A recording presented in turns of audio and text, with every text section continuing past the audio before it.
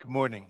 Welcome to the special meeting of council for the Corporation of the Township of Minden Hills for Thursday, January 29, 2026.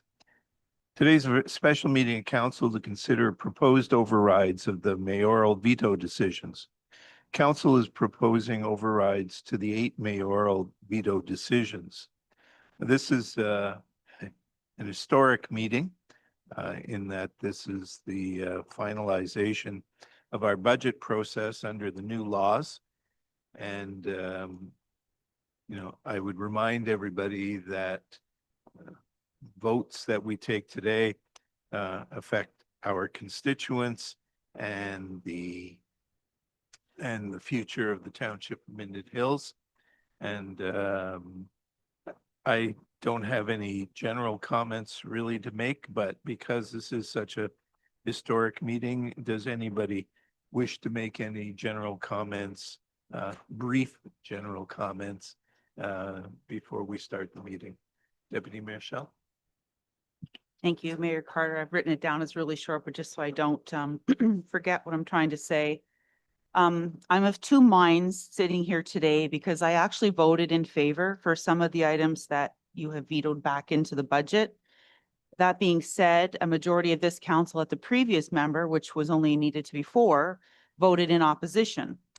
So if a council override of the mayor's vetoes now requires 5 votes, it puts me in a position of changing my vote in order for a council majority decision on this budget.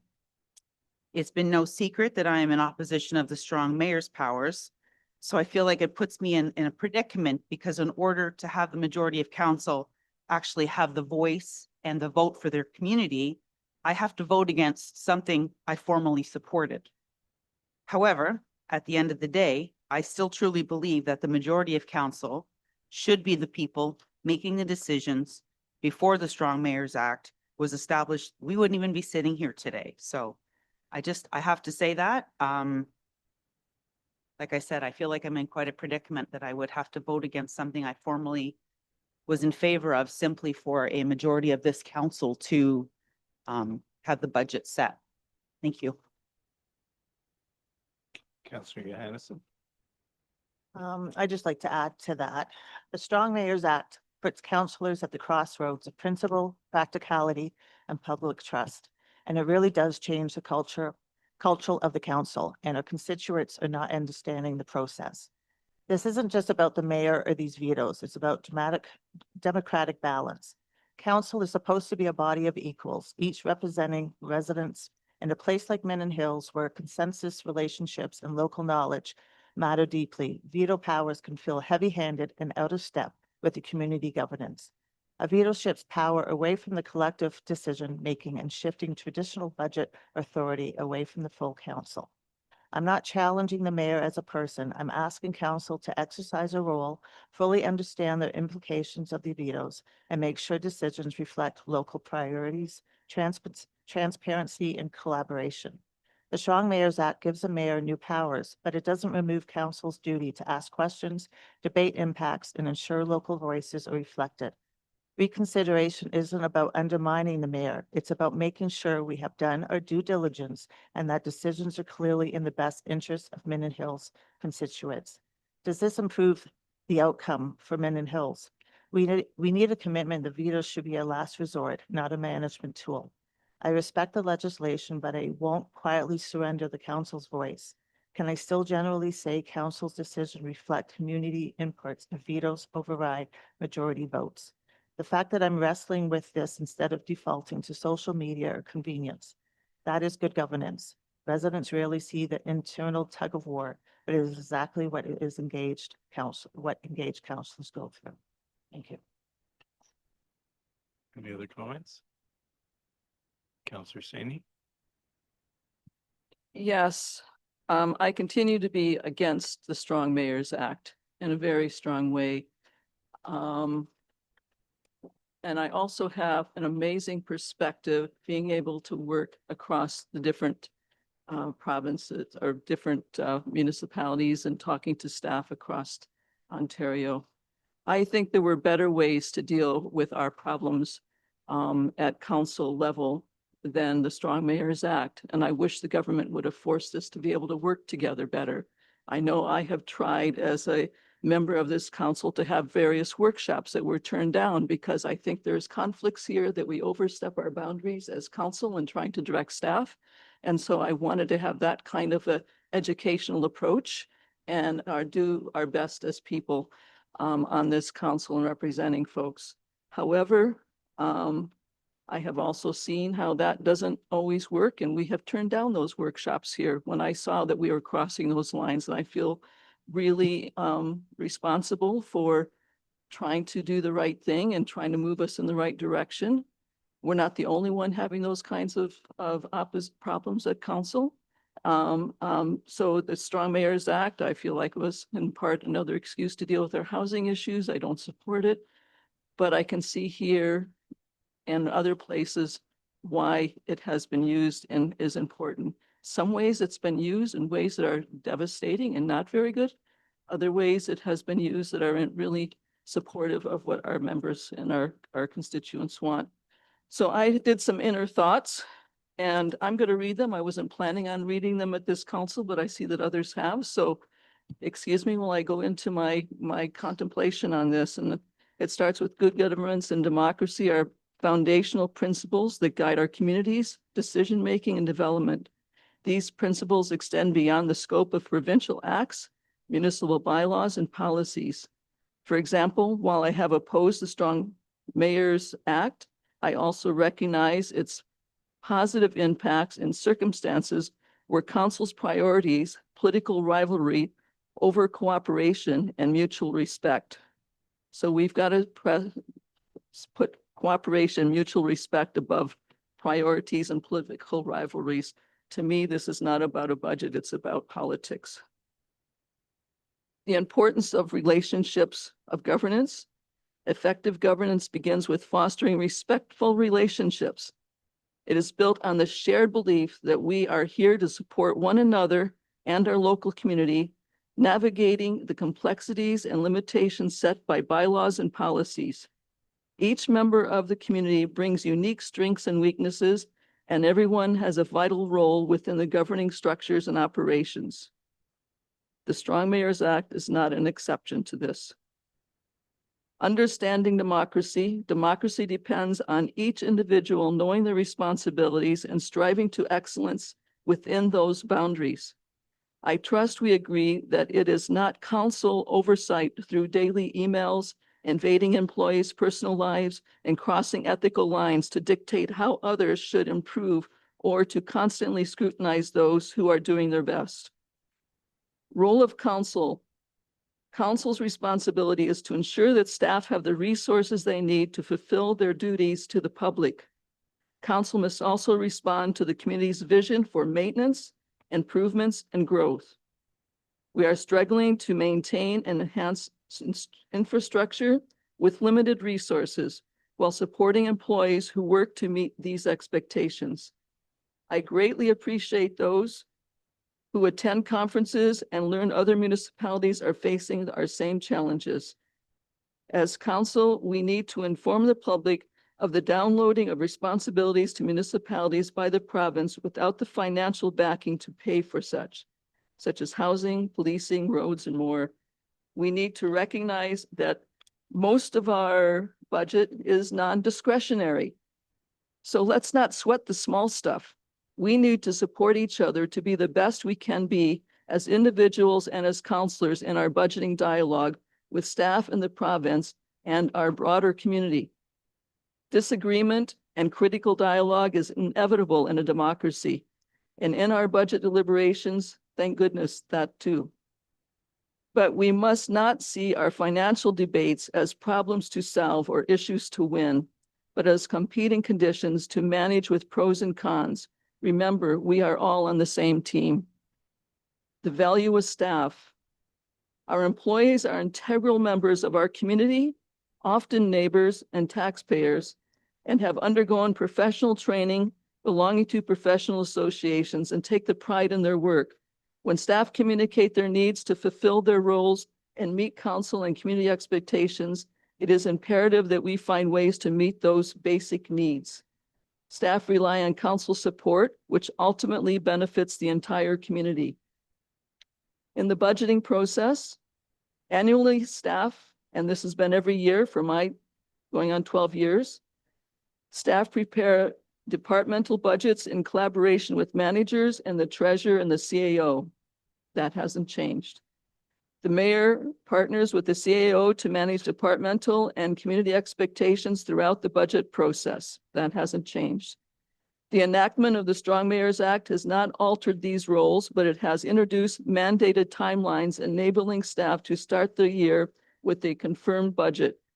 This prevents delays, reduces financial uncertainty, and allows tenders to be issued in a timely manner, resulting in operational efficiencies and cost savings. So in fact, this Strong Mayors Act is probably saving us time because our staff can get off the mark much sooner to start doing those tenderings and the work that we have budgeted for. Ongoing debates on these issues with council is extremely costly to our staff time and to our delays in getting work done. Support for the budget. I support the majority of the budget, including the mayor's vetoes, because it equips our professional staff with the necessary tools to meet public expectations. Our staff are conscientious and driven to do their best, not only for our satisfaction, but also their own sense of pride and accomplishment. If we do not find adequate support here, they are capable of seeking it in other municipalities. Therefore, I endorse the budget as presented, shaped by the dialogue among the CAO, department heads, mayor, and council. There are many issues that we had changed at that meeting. I think there were 22 recommendations. There's 8 that have been looked at as supporting council or supporting the staffing and the necessities of moving forward on the values of this municipality, including environmental issues. So many council recommendations have been accepted and valued, as I just said, although it's may appear to be the Strong Mayor's budget, I do not see it as contrary to the community's priorities. Each item being returned to council today enhances operational efficiency and supports a sustainable and potentially award-winning environmental management program. Even if not award-winning, these measures are economically sound and will help extend the lifespan of our landfill. I am privileged to witness department heads continually seeking cost saving through technology, best practices, and community involvement. I love bragging about them at conferences, frankly. It is crucial to keep taxes as low as possible, especially given the property taxes are regressive and do not increase the line of our property owners' incomes, our ability to pay. Inflation exacerbates this issue, making it even more challenging for homeowners. I urge my fellow councilors to approve this budget, confident that we will address our old fire hall assets this year as well, and emphasizing that we have a community consultation process happening at this very time, and we expect a report back from that on their priorities, which will include, I'm sure, the old fire hall that we can continue with. Let us support this budget today in support of our community and our staff, and let's not get tangled up in politics. Thank you. Any other comments? Seeing none, and just again, remind this is not a referendum on the provincial government and the rules. This is all about the Township of Minden Hills and our constituents. Madam Clerk, please proceed with a roll call. Counselor Sisson, Present. Counselor Saney, Counselor McKelvey, Present. Counselor Johansson, Present. Present. Present. Present. We respectfully acknowledge that the Township of Minden Hills is located on Treaty 20 Michisagi territory and in the traditional territory of the Michisagi and Chippewa nations, collectively known as the Williams Treaties First Nations, which are Curve Lake, Rama, Hiawatha, Alderville, Scugog Island, Beausoleil, and Georgina Island First Nations. We acknowledge the shared presence of Indigenous nations throughout the area and recognize its original Indigenous inhabitants as the stewards of its lands and waters since time immemorial. I call this meeting to order at 9:15 a.m. Madam Clerk, please read the resolution. Moved by Counselor Sisson, seconded by Counselor McKelvey. Be it resolved that the January 29th, 2026 special council meeting agenda be approved as circulated. All those in favor? Are there any declarations of pecuniary interest or general nature thereof? Seeing none. First item of business is the mayoral budgets.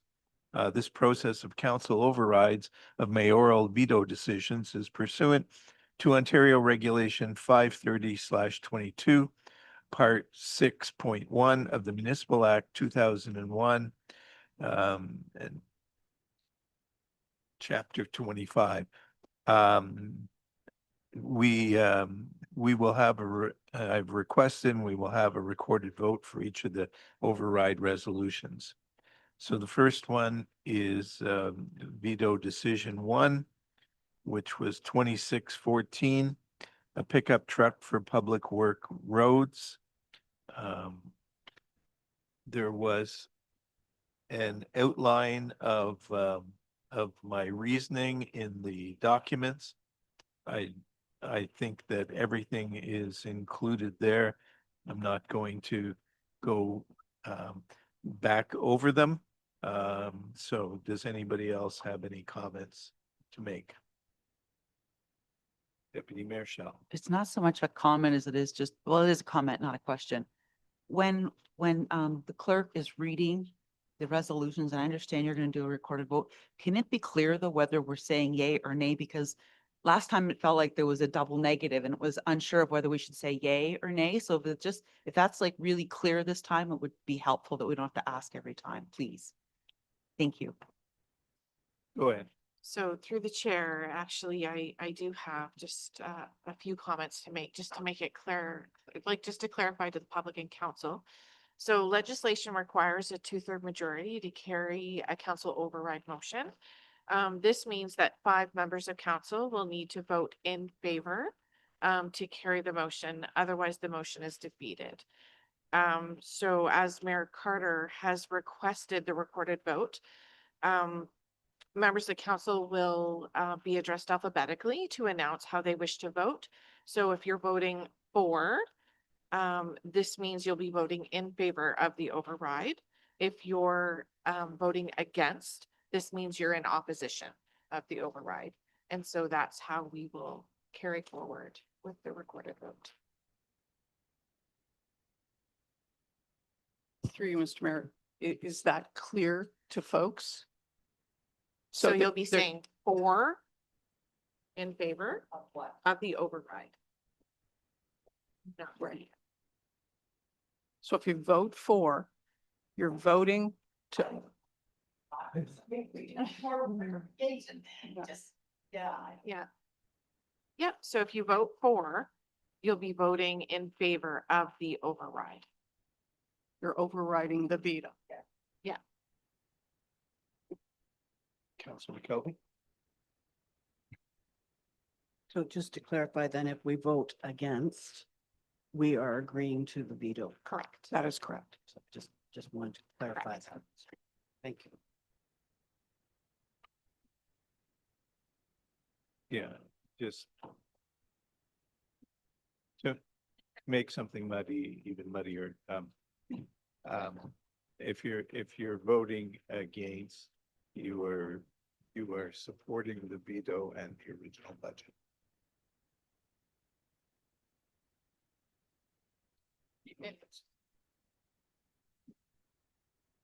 It is. All right. A yay is an override We're not saying yay, we're saying for for, or sorry, against. Because I don't want any misinterpretation of the yay or nay. Okay. Councilor Sani. And just to clarify these resolutions, we are debating 0.0017% increase. Is that correct from finance? So it's 0.0017 difference. Okay. Yeah, For these additional services. Thank you. the issue here is if we look at any combinations of the original budget amendments and so on, it really does not greatly affect the financial situation. It really is a matter of service and things like investments in the future. So, all right. Read the resolution. I just asked if anybody had any questions. Yeah, that's what I had just asked. I'm just trying to figure Councilor out, McKelvey.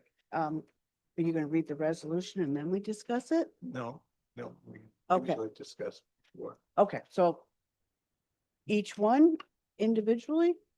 Or are we supposed to talk about all? Each one.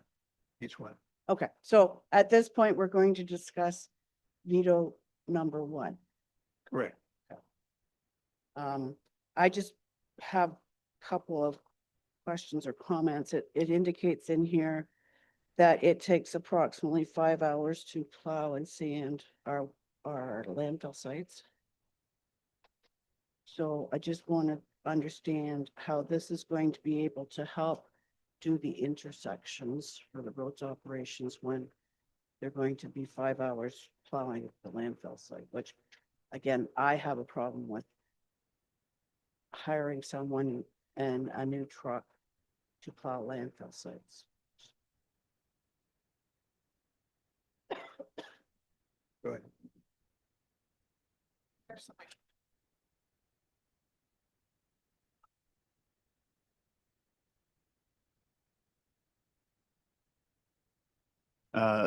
Through the chair to the counselor. There are only, I think, 1 day a week where all landfill sites are open. So that would be the only day that we would have that issue. And in that case, we would still be up against it to get it done, even with the extra staff.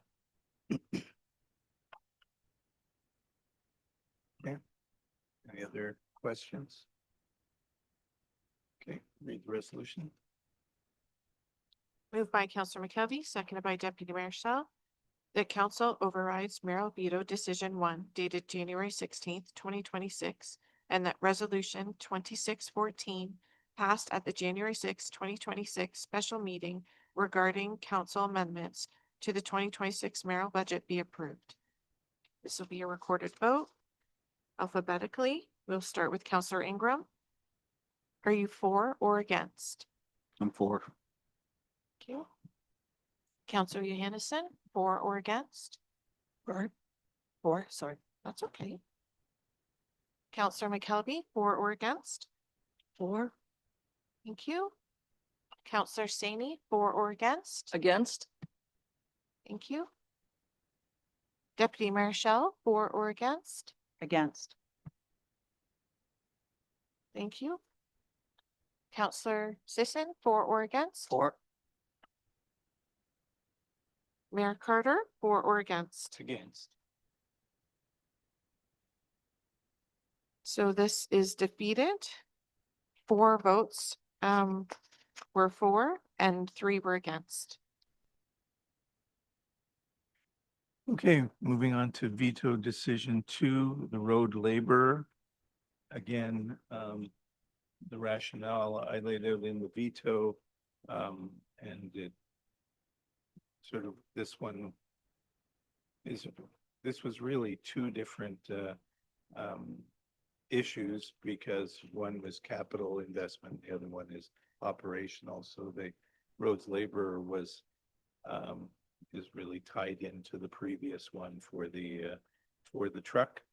Are there any other comments that people wish to make? Councilor McKelvey? When we started this budget, the operating increase was being increased quite substantially, actually. The operating costs were going up 9.5% plus the OPP, so for expenditures.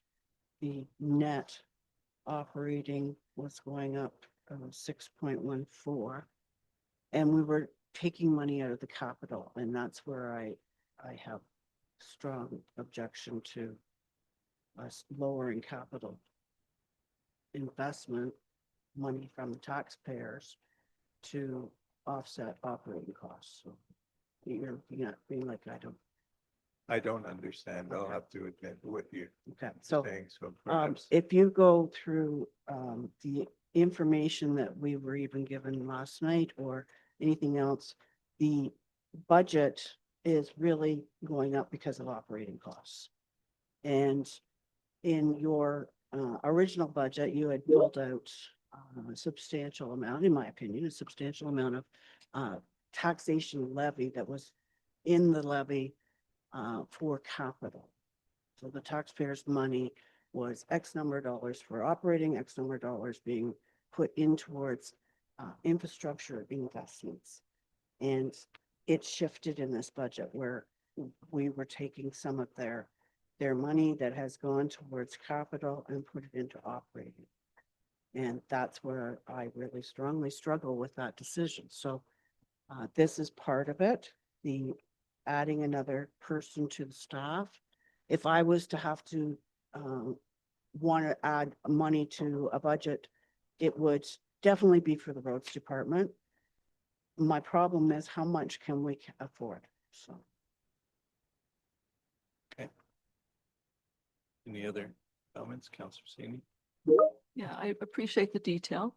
I'm a counselor in terms of the finances, certainly more detail than I would begin to want to understand. So I appreciate the things that you bring forward in that way. But in this case, I think that when we look at the overall services that we're going to have in terms of filling potholes, getting up to the roads when we get calls right away. And as I look at this budget change from 0.0017 is the only difference. I think that this is something that we can't afford not to do. And I think our phones will be ringing less. And I think people will be coming in. So operationally, I like to accept what our department has said, though I do appreciate, and I also want to recognize that there were over 20 some recommendations that this council made to that overall budget. And most of them were accepted and really good practices. And some of that was brought out by some of the skills and people on this council, which was appreciated. So I just think in this case, this is really operational that our departments need. So that's all I have to say. Thank you. Any comments? Let's read the resolution. Moved by Councillor Johannesson, seconded by Councillor Sini, that council overrides mayoral veto decision 2 dated January 16th, 2026, and that resolution 2616 passed at the January 6th, 2026 special meeting regarding council amendments to the 2026 mayoral budget be approved.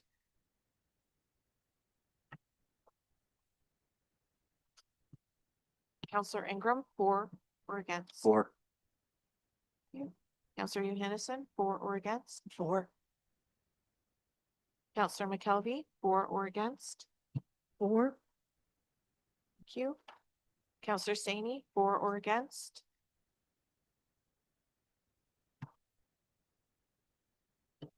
So Councillor Sani, if you vote for, you're voting in favor of the override. If you vote against, you're in opposition of the override. You're welcome. That's okay. That's okay. Deputy Mayor Shell? for- Against. Thank you. Councillor Sisson, for or against? For. Thank you, Council. So the motion is defeat. Oh, sorry, Mayor Carter. My apologies. The law is that I get to vote. Yeah, you do. Against. Against. Thank you. My apologies. So the motion is defeated. Four in favor and 3 in opposition. Moving on to veto decision 3, which was the sidewalk and crosswalk project. And this is really only a matter of how it would be funded. The difference is $30,000 of whether or not it should be in the tax levy or taken from any surplus reserves that we have. Are there any comments? Councilor McKelvey? So this goes back to my previous comment. There was roughly $180,000, if I recall, that had been taken out of the tax levy that had normally gone to capital. So during budget meetings, you would recall, I had a strong objection to this, and this is part of the rationale for the decision at the council meeting was, let's put that back in. We'll put $30,000 in the levy towards the sidewalk crosswalk project, so that that money is back into where it was originally intended. So this is not increasing the levy, in my opinion. This is putting back the capital levy that the taxpayers paid in the past and allocating it to a capital project. Now, again, I don't support taking taxpayers' money that they had submitted towards capital and utilizing to help offset operating. And to me, there's two different budgets. There's an operating budget and there's a capital budget. And we should never go backwards in our amount of the tax levy that's going towards capital. We had an asset management plan that told us you need to invest X number of dollars that you are currently doing plus. And that's why I had proposed we put that money back in. 30,000 of it was for the crosswalk sidewalk project. I'm not against that project. I'm against the financing that was proposed. Okay, Councilor Singh? Sorry, I need some clarification on what this means, voting for or against it, because certainly the sidewalk and the crosswalk project is something we want to see go ahead with. And I suspect we have, everyone wants that. Can we get the finance department maybe to speak to what that difference is? Thank you.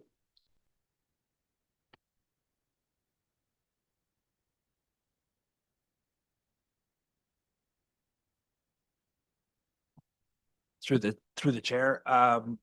So in the previous iteration of the budget with the amendments, we had 470 coming from reserves and 30,000 coming from the tax levy.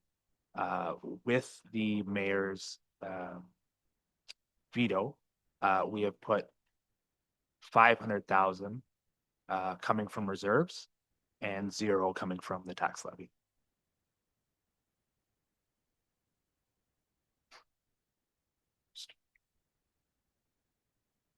All right.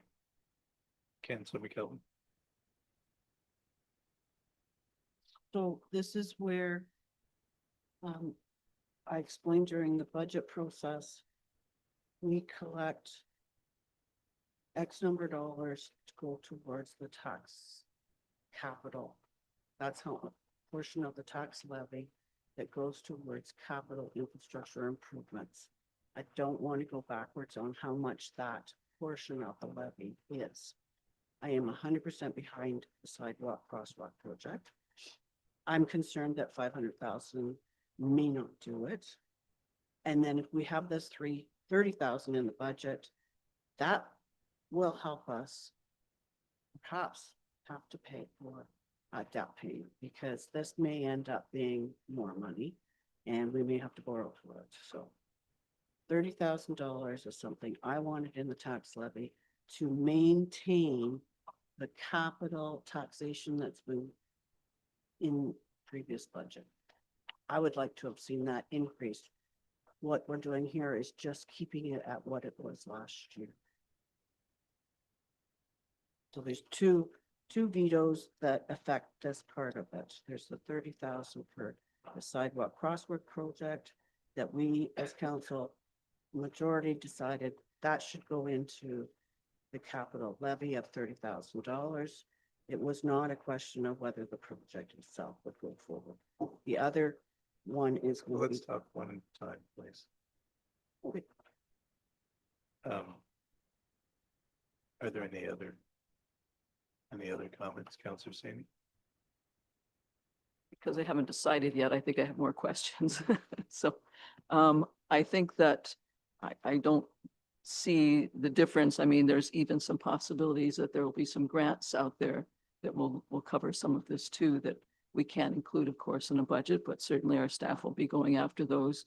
And accessibility and sidewalk and crosswalks are all things that I think the province and others are saying, hey, there's some money out here dangling for these projects. I don't understand how this would affect the bottom line of our tax levy this year. And I see somebody else on council might have some comments on it. Thank you. I was just gonna say, if I may, just to Pam, because my brain goes the same way. But if you put the 30,000, if we just do the full 500, usually we've been putting in the 30 and then it's like part of the tax base levy ongoing forever. It's already written in. So if we go backwards, it's like taking that out. So the project would still happen with this override. It's just that 30,000 we've written in this year, and then every year thereafter it just carries forward that it's part of the budget annually. Yeah, I would just clarify, we're not going backwards. I mean, this is a matter of saying, do we add $30,000 to the levy, or do we take it out of any reserves or surplus that we have? So it's a pretty straightforward question, although it's, whenever you start talking about municipal accounting, you're getting into yeah, I'm not even certain what the best word is for it, but it's a difficult situation. It's So, extremely difficult for me, who as a journalist does not have a math brain. However, I 100% trust this lady to my right to explain it to me the best to my ability to put in layman's terms. So that's how I understand it. To me, it does feel like going backwards. If we want to start building up budgets for capital like we were told we need to, then I think it should be written in, but. Councilor McKelvey?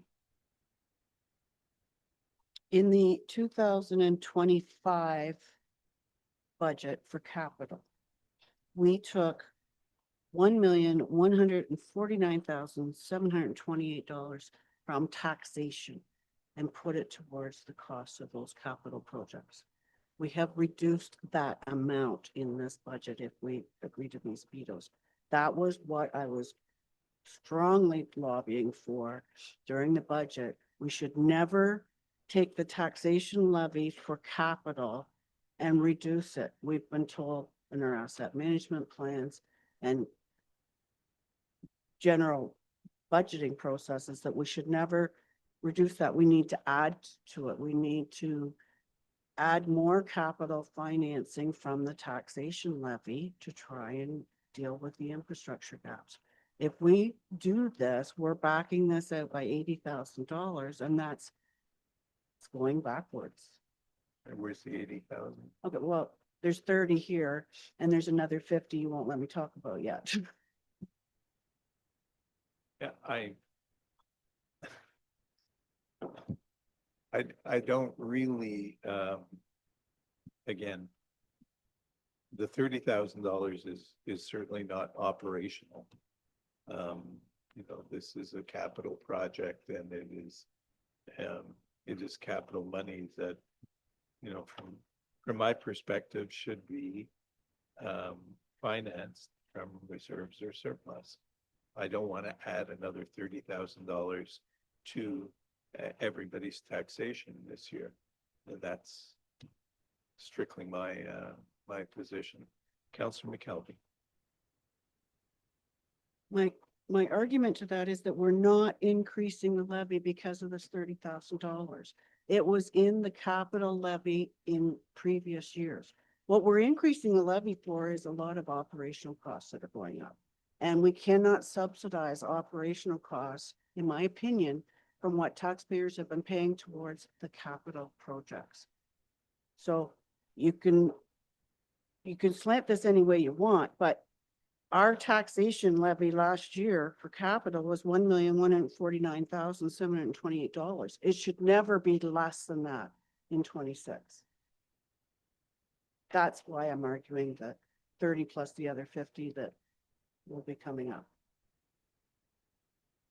Okay, any other comments? Mr. Sani?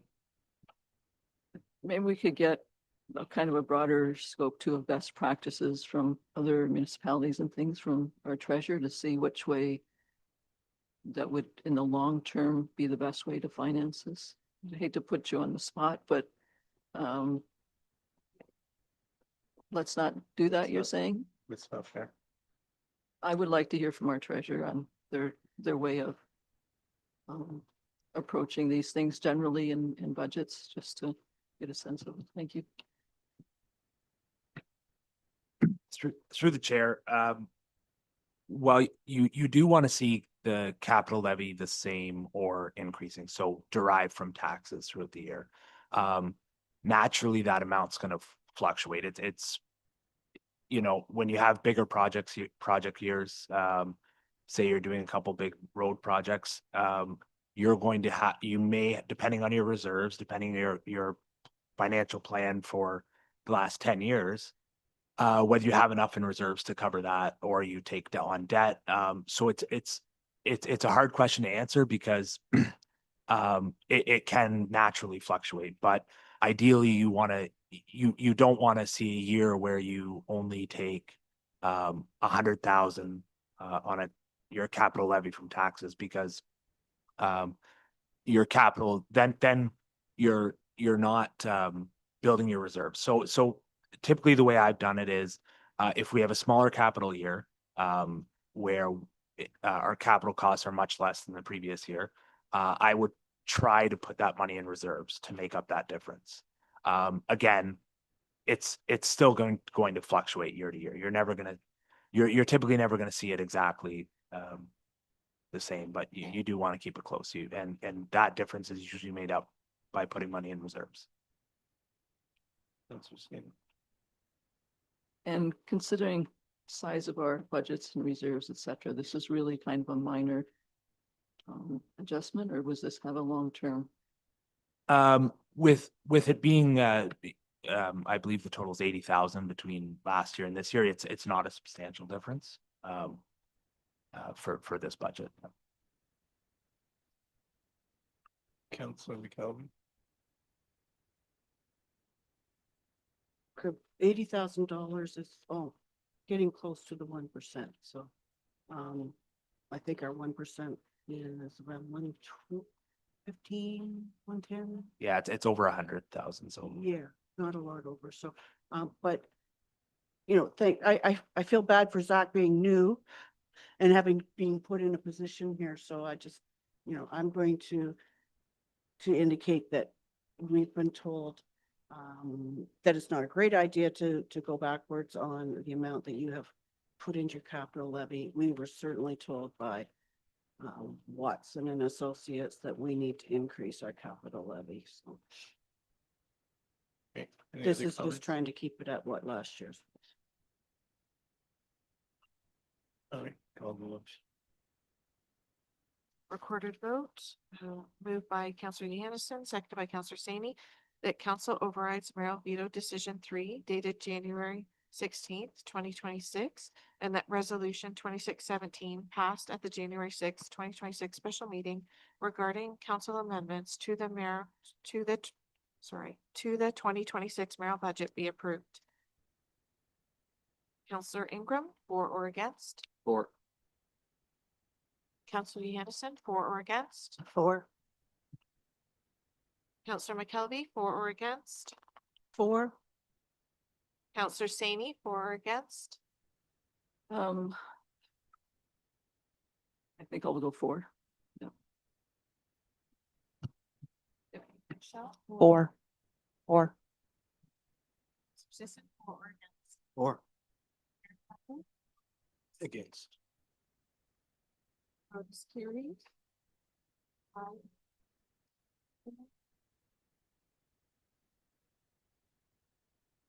veto decision 4 and the old fire hall. Again, rationale was laid out that, we are currently going through a strategic plan and also having discussions with the businesses in the town. And I think the results of both of those will give us a better indication of what people want in our whole, in the layout for our whole downtown area. And I believe that, if we deliver that, the next council should be deciding on this. I just don't believe that we should be making an investment in one piece of a larger overall plan, and increasing everybody's taxes by 0.5% to do that. This is a sort of an ill-defined proposal, and I think it should be going into a future budget and not into this old fire hall. Councillor Ingram. Through the chair. I've been hearing about this old fire hall since the new one went up. Lots of plans. It's been way too many years as far as I'm concerned that we've sat here doing nothing. It's an eyesore. It has been forever. It's got mold in it. So I mean, it's absolutely not usable the way it is. We need storage. You could transfer that building out of there. But if we don't put money in there, then the town doesn't see that we're even interested in doing anything with that project. We don't need to wait for them to make a decision. That's what we're here for. So I'm not in favor of taking this out. Thank you. Councillor McKelvey. So again, we're not increasing the levy. We're putting $50,000 back in the capital levy for what was there in the previous year to match them upward. To try and keep it. The other thing is, I agree 100% with Councillor Ingram that we have been hearing about the old fire hall for long before I ever got on council. And we went out in 2025 for community consultation, online, in person, et cetera, and number one comment back from everybody was do something with the old fire hall. We went out for a strategic plan consultation and same results. Number one is the old fire hall. I'm pretty sure that when we get the strategic plan provided to us, they're going to tell us just that the community priority is do something with the old fire hall.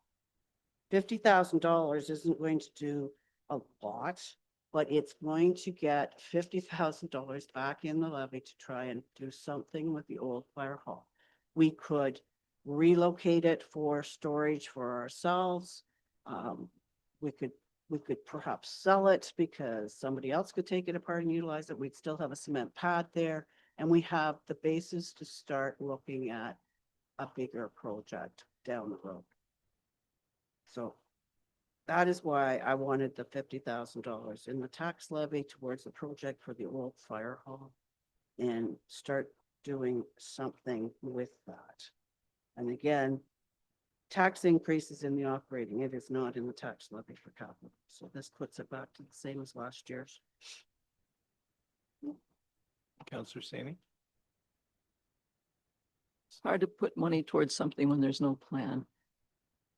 And this is one that has been debated. I was told by people who bought into the condominium that when they bought their condominium, they told that the fire hall would be knocked down. And I said, it's funny, that's never come before council before. We haven't had that debate. There are some people here that want to see it gone. There are some people here that want to see it renovated. I've certainly had lots of proposals from folks like young mothers downtown. When it starts to rain, where do they go with their kids? I've had people ask me about some type of shelters because let's face it, it's 32 degrees out there. Even the wind blocking would be good. We want to do something. We did have some proposals come forward for this whole lot area, including the fire hall many years ago that got kind of sidelined because we had other projects. The arena was being built at that time. And so I would like to see the city perspective, the municipal perspective come back on this with what people want to have done. I want to know that there is money in the budget, so if we come forward with the actual plan next month, we can move ahead with it. Not that that's going to happen that quickly. Maybe it's going to be 2 months, but you're absolutely right. Before any of us leave these chairs, we want to make sure that that whole area, not just the fire hall, is taken care of. So I have trouble with this being designated to the old fire hall, as opposed to having a whole discussion about what we're going to do with that whole area. So if that was $50,000 saying to support whatever the community comes forward to with this whole area, that would be a different story for me whatsoever, easily to support this poor position. But because we don't have those details, I question, is there money in the budget that we could move forward if we have a plan in 2 months to do this? Or do we need to put something aside? And maybe that is 50,000 that we hire someone to actually do the design that we want to put out through that whole area, not just the fire hall.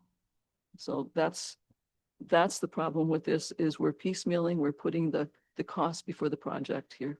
Thank you.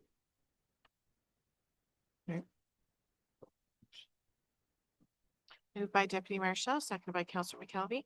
The council overrides Mayor Veto Decision 4 dated January 16th, 2026, and that resolution 2619 passed at the January 6th, 2026 special meeting regarding council amendments to the 2026 mayoral budget be approved. Recorded vote. Council. Go ahead.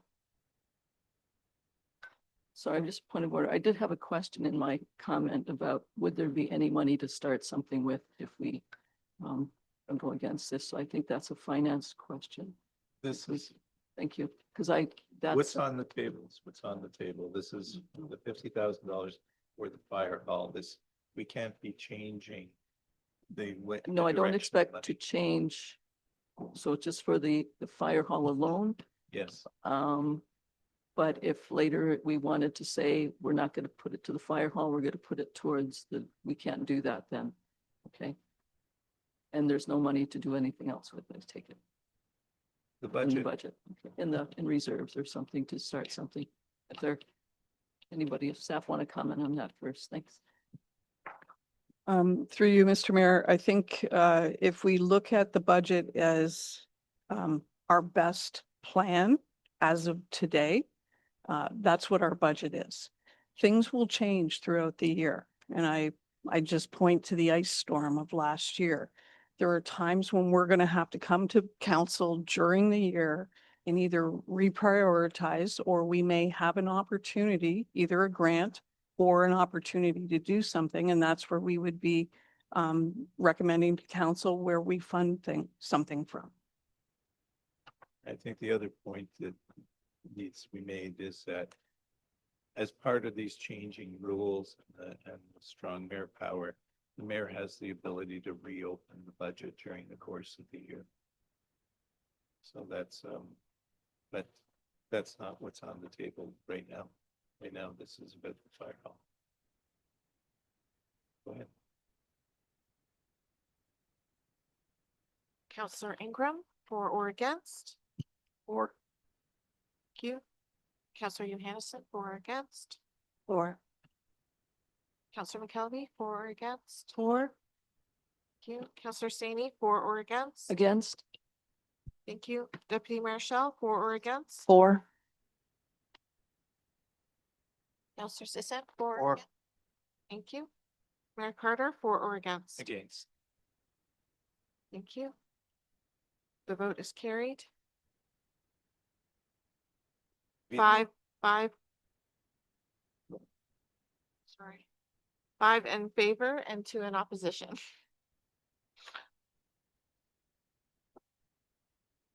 Veto decision 5. Riverwalk lighting. Again, everything was laid out in the veto. I think this is an important project for the downtown area. Staff has gone out and researched this and is ready to make a final proposal. I think it would be somewhat short-sighted to go in there and spend money to remove the existing bollards and to cap them off. If we're going to do that, we should do the whole project. Removing wiring or doing things that may come to haunt us in the end to make the project overall more expensive.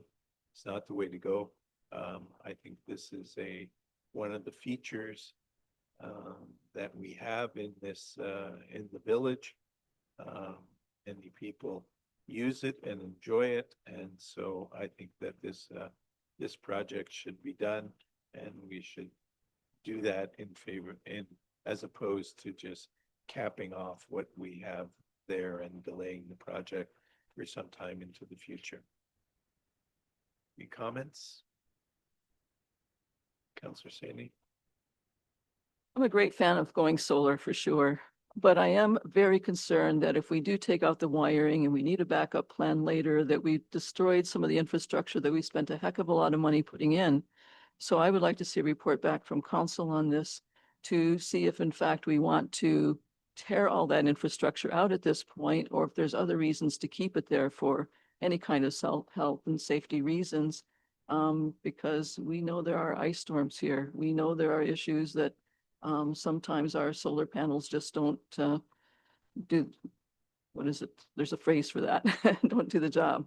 So although we need to do something there, we need to, if it requires taking out all of that wiring, then let's hear a report back from staff on doing that and at that time. But right now, I just don't want to destroy any infrastructure that might be beneficial, because we're looking at some major things we'd like to do along that boardwalk, some phenomenal things. What if it's going to be businesses set up along there and we become a little village like they have in Ottawa of all of our artisans along there, and they need electricity to run their little businesses or booths? I don't know. I'm just throwing that out there because we haven't had that discussion and we haven't had that kind of great design for our downtown area. So I don't want to have to take it out and then put it back in when we think, hey, this would be a good idea for doing businesses along there and making it look like a welcoming tourism artisan center of our town. So that's why I'm concerned about this particular one. Thank you. This is the question on the table is whether or not we do the Riverwalk lighting or we do this intermediate step of just removing what is there now. Councillor McKelvey? Maybe we need some clarification here, because my recollection was that the Riverwalk lighting project came to us as they were going to have solar lights. We didn't actually get to see a design or anything, but that was the project. It was solar lights. It was removing the old lights and the electrical. That's what I understood. So then we did do an amendment to just remove the old lights, eyesores, and the electrical. We could still do solar lights down the road, or there was a question whether some people don't feel that there's lighting needed on the Riverwalk. But that doing what we're doing is just doing probably part of what staff had proposed. That's my understanding. Through you, Mr. Mayor, not quite. Okay. We will need some infrastructure, and so piecemealing the project is not what staff would recommend. The idea was putting 10 solar lights on each side, but you need inverters. You need some infrastructure in there as well. So we would not have recommended piecemealing the project. Councillor, do you have your hand up? Yeah, thank you. find it highly unlikely that any contractor will come in and use the same wiring that's in the ground and put a warranty on it. So in my past experience, when you're doing something like that, you rip it up and you do it right. It's not piecemealing, it's looking in advance. What we can do this year in order to accomplish a project later. We also discussed at length that we didn't need as many streetlights, and that we should look at that staff should go down through the night at some point in time and just see what's lit effectively with the street lighting that exists and what would be needed down the roads. That's why I'm voting in favor of the meeting. Call the motion. Moved by Counselor Ingram, seconded by Counselor Sini, that council overrides Mayor Veto Decision 5 dated January 16th, 2026, and that Resolution 2603 passed at the January 6th, 2026 special meeting regarding council amendments to the 2026 mayoral budget be approved. Counselor Ingram for or against? Or Counselor Hennison for or against? For. Thank you. Counselor McKelvey for or against? For, Thank you. Counselor Sani for or against? Against? Thank you. Deputy Marshall for or against? For. Thank you. Counselor Sisson for or against? for Mayor Carter for or against? Against. Okay, so the vote is carried, 5 in favor, 2 in opposition. Number 6, 2611 Molochs. Again, outlined the reason for the veto. I think this is something that is important, not only to from an environmental perspective. It is something that is often requested, but it also will divert materials from the landfill and lengthen the lifespan of our landfill, which is you almost can't put a price on it. The cost of this is certainly going to be a lot less than if our landfill gets filled, and we have to start hauling materials off to some other site in the long run. So this, I think, is not only environmentally right, but fiscally right also. Any comments? Councillor McKelvey? just back to when we discussed this, I totally agree with you that this is really good project. My concern at the time was that it's not the right timing.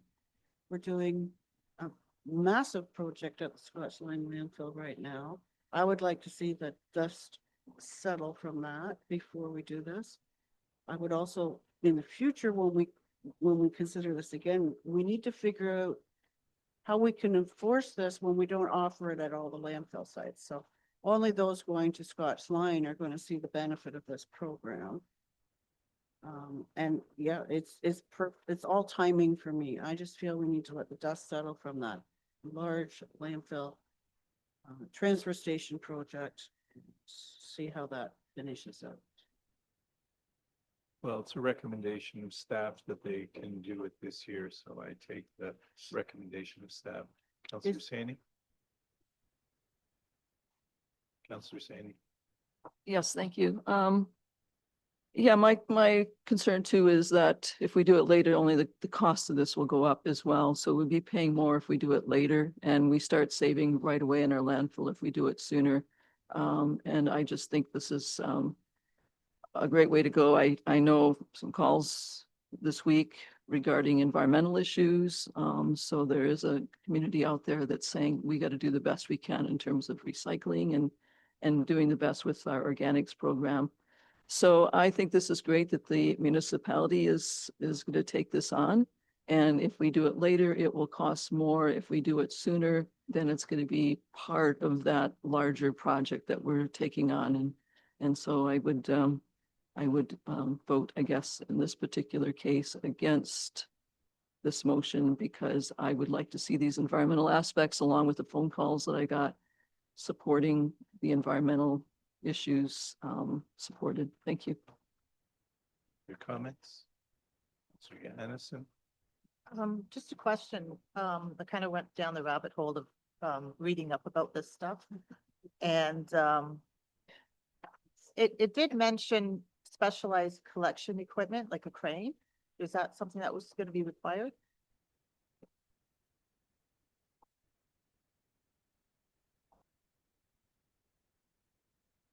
Through the chair.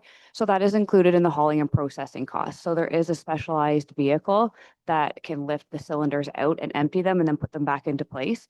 And that's all taken into consideration in the operating costs. Counselor Sisson. I think at the last meeting, you said that they wouldn't be in effect this year. They wouldn't be used in 26. Is that right? They would be a 27 project? So through the chair, I think there was a question from a council member that this would be partial cost because they wouldn't be installed until halfway through the year. So it wouldn't be a full year of hauling and processing that material quantity. It would be a partial year. But that's just an estimate on that I used on a previous experience that I had with a similar size facility and township to guess what the quantity of organic material would be that we would collect. So there's a potential to only see half of those operating costs spent this year. So it will be in effect this year. You'll be able to use these this year. So through the chair, if they are installed this year, they can be used right away. Counselor McKelvey. I know you mentioned previously about people, like if I want to take advantage of this because I do use Scotch line, do I have to put it in a bag, a special bag? Or have we been able to clarify? So through the chair, those details will be worked out following this program being approved and moving forward. But it does typically depend on the facility and like the heat that it generates and if it can take compostable bags. There are compostable bags that are in fact compostable, but there's also false advertising. So those details would be worked out. I am fairly certain that the facility that I had looked into previously when I was preparing this budget paper would be able to take compostable bags, but I would have to confirm see if there's been any changes because it has been several months since I did my initial research. Counselor McKelvey. Do you know what the cost of that would be to a resident? Like if I had to go buy compostable bags to put my compost in to take it to Scotch line, is that expensive? Like, does Trent Lakes use special bags? Through the chair, my previous employment did not use compostable bags. They were not permitted in the program because of the facility that they took it to. So I do not have those details on the cost of compostable bags. I think it would vary depending on the supplier.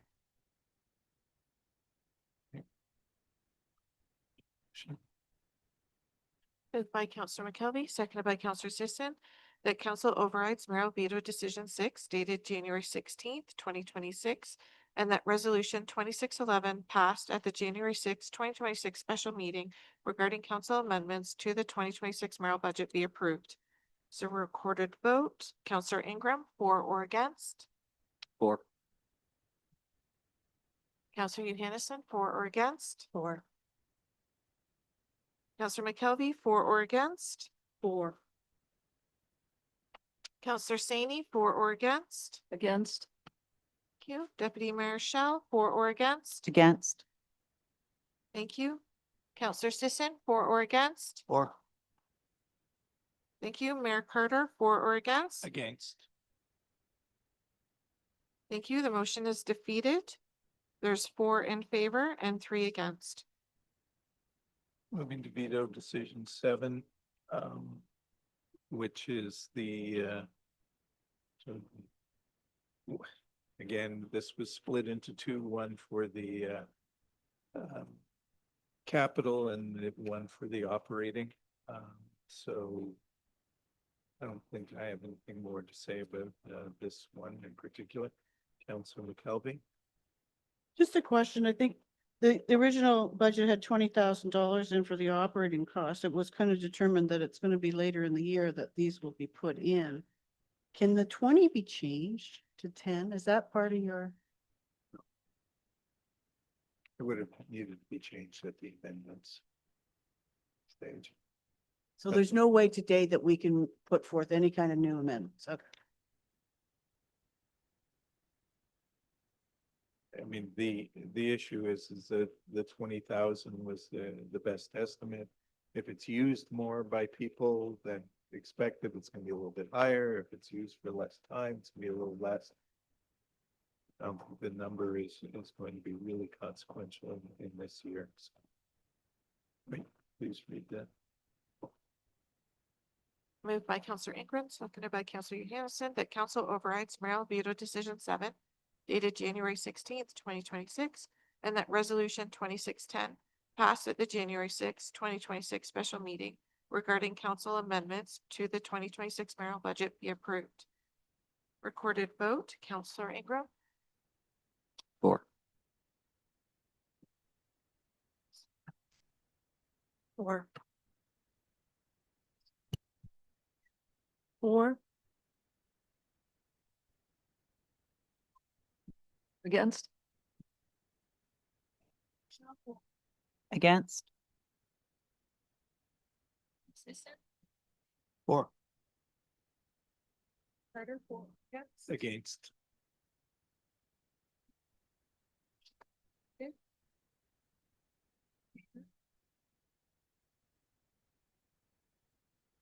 Moving on to veto decision number 8, concerning the bulldozer. Again, everything is outlined in the veto documents. If you read them, this is a recommendation of staff. And the real issue here, I mean, this would be paid for through reserves, but the real issue is the extension of life of the landfill site, which again is priceless in this day and age with the rules, regulations, and the ability to start a new landfill is probably impossible, and so we would end up long-term having to haul away, which would be a lot more expensive than a bulldozer. So I fully support the research and what staff has done on this, and ask for any other comments. Seeing none. Moved by Counselor Sisson, seconded by Counselor McKelvey, that council overrides Merrill Veto Decision 8 dated January 16th, 2026, and that resolution 2612 passed at the January 6th, 2026 special meeting regarding council amendments to the 2026 Merrill budget be approved. Recorded vote, Counselor Ingram, for or against? 4. Sorry, thank you. Counselor Johansson, for or against? 4. Thank you. Counselor McKelvey, for or against? 4. Thank you. Counselor Saney, for or against? Against? Thank you. Deputy Marshall, for or against? Against? Thank you. Counselor Sisson, for or against? 4. Thank you. Mayor Carter, for or against? Against. Thank you. The motion is defeated. 4 in favor, 3 in opposition. All right, so this concludes the 2026 budget process. The 2026 Township of Minden Hills budget is deemed to be adopted, and the bylaws to implement will be presented at the next meeting. So as for the confirming bylaw. Moved by Counselor Johansson, seconded by Counselor Saney, that bylaw 2611, being a bylaw to confirm the proceedings of council held during its special meeting of January 29th, 2026, be received, read a first time, considered, read a second and third time, and finally passed with the corporate seal affixed. All those in favor? That is carried. Adjournment. Moved by Deputy Marshall, seconded by Counselor McKelvey, be it resolved that the January 29th, 2026 special meeting is hereby adjourned at 10:13 a.m. All those in favor? Carried. Thank you, everyone. Our next regular council meeting is scheduled for Thursday, February 12th at 9 a.m. Thank you all.